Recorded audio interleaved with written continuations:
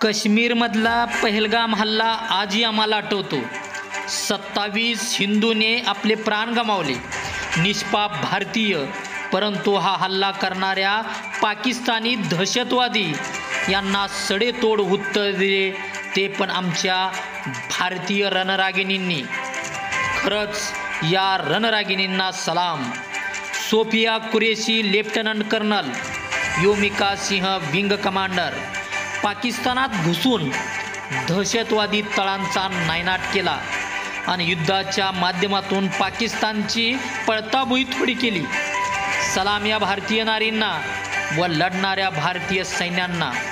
पंढरपुरातलं प्रसिद्ध नाईक नवरे कुटुंब, स्वर्गीय राजाराम नाईक नवरे, सच्चा समाजसेवक व देशसेवक।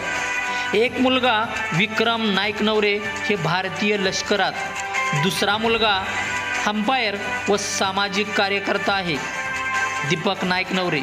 या दोन्ही मुलांनी स्वर्गीय पिताश्री राजाराम नाईक नवरे यांची पुण्यतिथी साजरी करताना दरवर्षी सामाजिक कार्यक्रम घेऊन साजरी करत असे। याही वर्षी त्यांनी आपल्या वडिलांचा सामाजिक कार्याचा वारसा टिकवताना त्यांनी प्रथम गरजू शिक्षण घेणाऱ्या मुलांना मदत केली।